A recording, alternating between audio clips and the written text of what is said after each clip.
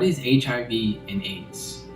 Presently, HIV is defined as human immunodeficiency virus, and AIDS is defined as acquired immunodeficiency disease syndrome. HIV is the precursor to AIDS. This virus compromises the body's immune system by depleting immune cell count and disrupts the body's ability to fight infections. In early years, there were no actual definition for this disease because it presented itself as an opportunistic infection and AIDS-related disease in later stages. In 1981, the first clinical observation related to AIDS were observed. During that period, pneumocystis pneumonia and Capria sarcoma was the first to be clinically associated with HIV. Due to its prevalence in the homosexual community, HIV was initially termed GRID, gay-related immune deficiency. In 1983, the first discovery of the virus that caused AIDS was isolated. Later, evidence suggested that HIV originated in Africa and spread to other countries through various means, from sexual tourism to blood transfusion. Africa continues to be the hardest hit country regarding the pandemic. With further investigation, researchers concluded that HIV originated in Africa amongst the African green monkeys as simian immunodeficiency virus, or SIV. In 1985, HIV and AIDS were officially termed as such. So how exactly is HIV/AIDS transmitted? The most common methods are having unprotected sex and sharing needles for intravenous drug use. Other modes of transmission include pregnancy, breastfeeding, blood transfusion, or cross-contamination within any opening on the body.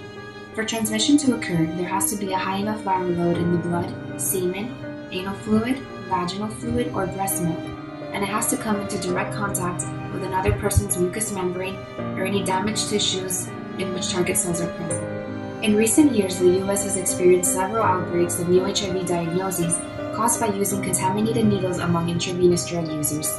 Once the needle is used, a small amount of blood is deposited into the syringe and it is then passed on to whoever uses the needle thereafter.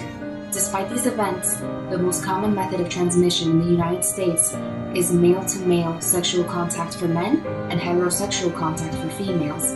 Anal sex is much riskier than any other kind of sexual behavior because the mucosal lining of the rectum is significantly thin, and HIV can easily pass through this membrane or any open sore or any open tear. The same occurs in the vaginal lining, but that mucosal membrane is thicker. Oral sex does not usually transmit HIV. Only in extremely sensitive situations, such as having an open cut in the mouth and having an HIV-positive person ejaculate into the partner's mouth, will then transmit the HIV. This virus cannot be spread through saliva, meaning kissing a person who is HIV positive will not transmit the virus to the other person, unless both have bleeding wounds that can interchange fluids. HIV can also be transmitted from mother to child during birth or breastfeeding. However, both of these have become increasingly rare with the use of antiretroviral drugs that are now available and the possibility of having a C-section. One can get HIV or AIDS, especially when working in the medical field, is to be pricked by a needle that has been in use with an AIDS patient. Nurses are at the highest risk for this. However, because of implemented precautions, it is rather unlikely. Although donated blood is exceptionally monitored now in order to detect traces of any HIV antibodies, there are reported cases of donors receiving HIV-infected blood and becoming infected themselves. The same applies to organ transplants. Many people aren't aware that having an STD increases the chances of contracting or transmitting the HIV virus. This is because the area becomes inflamed, causing a surplus of immune cells to travel to the membrane, coupled with the presence of open sores or open tears in the skin or lining of either person. The HIV virus now has a multitude of target cells that it can specifically bind to, hence why it cannot be contracted through a vector such as a mosquito, nor is it an airborne variant. Because of the virus specificity regarding its target cells, it cannot replicate without its recipient CD4 plus T cells or co-receptors. HIV and AIDS have infected hundreds of thousands of people around the world throughout the years as one of the deadliest pandemics in history.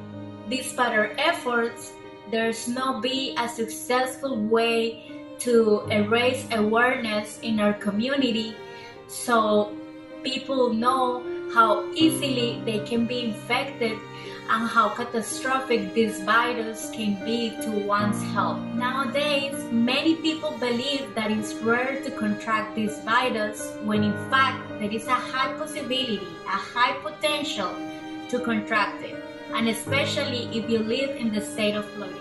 Floridian cities, Miami-Dade being number 1 and Broward County being number 2, lead the nation in new diagnoses of HIV. In Central Florida, the new cases peaked at 25.7 cases per 100,000 people in 2015, almost double the nation rate.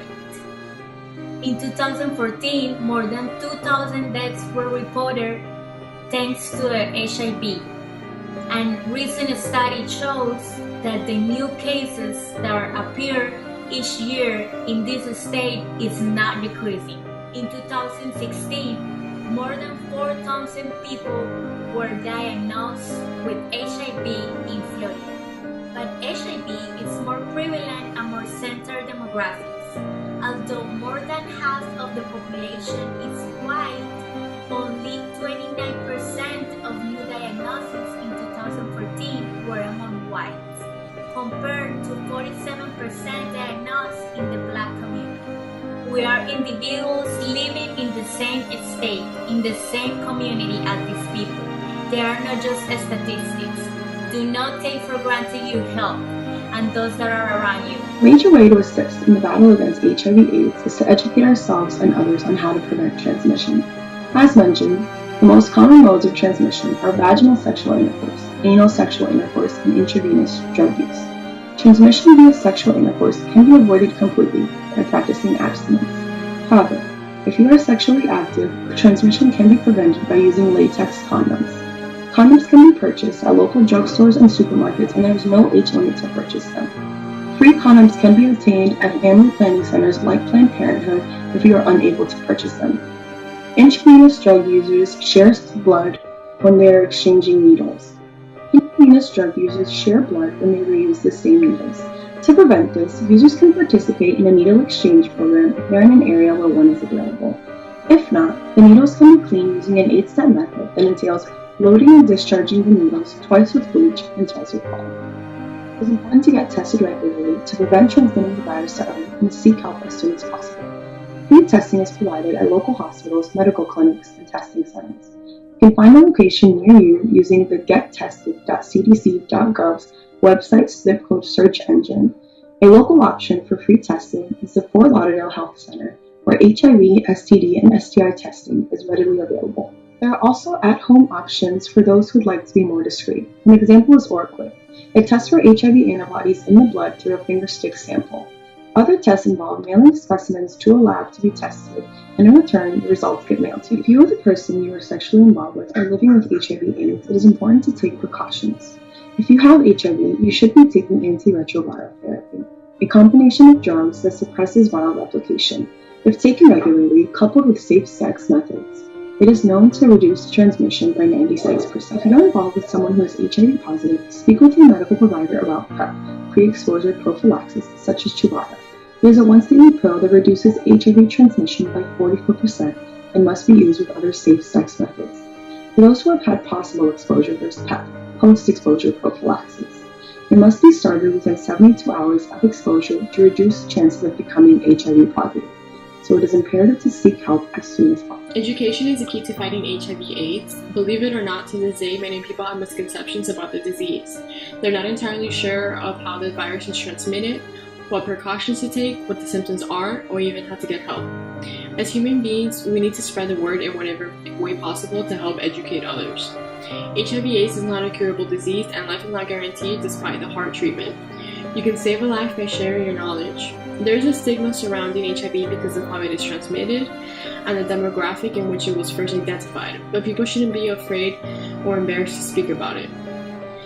Think about it. How would you feel if someone in your life or just someone in your family contracted HIV simply because they didn't know what precautions to take or how the virus was transmitted?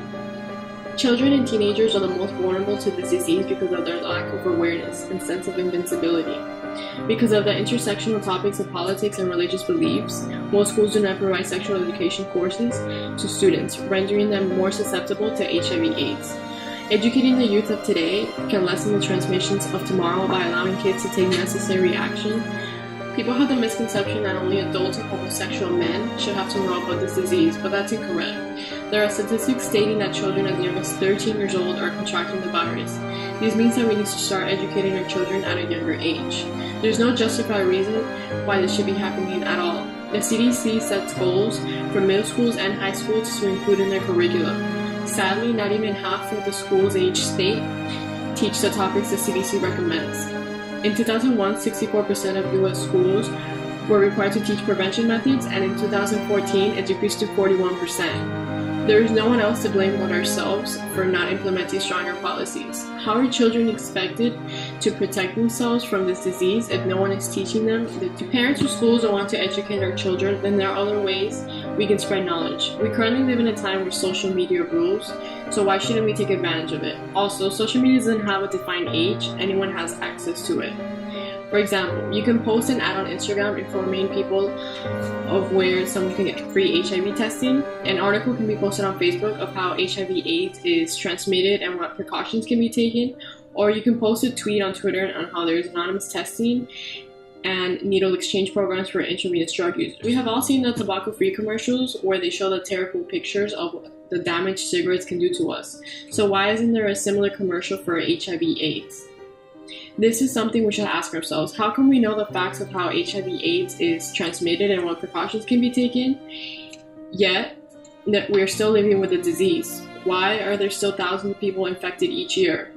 Stricter policy should be implemented for intravenous drug users as well. For example, almost 20 states do not participate in syringe service programs, such as needle exchanges. Moreover, education on HIV/AIDS shouldn't only be directed to people who are HIV negative. HIV-positive people need to understand the dynamics of their condition. For example, there are different strains of the HIV virus, and two HIV-positive people can further infect one another if having sex. Some people are unaware that there is treatment for those who are positive. Just because the disease is incurable doesn't mean that your life is over. There is still a way to have a good quality of life. We should all try to eliminate the negative biases towards the virus and develop a sense of compassion and understanding instead. More people would be willing to go out and search for help if this disease didn't have such a negative stigma attached to it. Fear is caused by those who are ignorant. No one chooses to live with an incurable disease, so don't isolate people that you know are HIV positive. They are no different than any one of us. They are fighting the disease, and you should be fighting too, whether you have it or not. More education is needed, more policy reform is needed, so go out and spread the word.